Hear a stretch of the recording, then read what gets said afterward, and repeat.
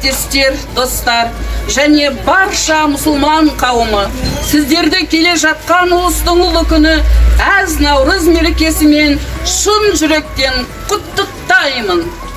Жаңа күнің нұрланып шықты ерек, Жаңа жылың шығыстан берді дерек, жер ананың өңірі аққа тиіп, жердің жаһан етегін жапты желек. ұлыс оң болсын қазақ елі.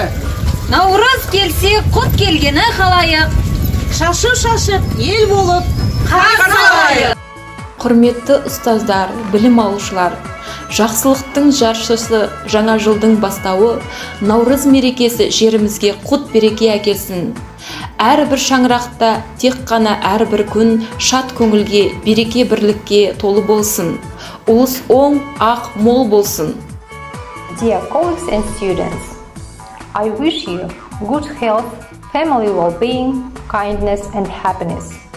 On this spring holiday, Nauruz will bring everyone hope for the best and successful implementation for your plans. Здравствуйте, уважаемые коллеги, дорогие наши учащиеся колледжа. Поздравляю вас с наступившим праздником Наурыз.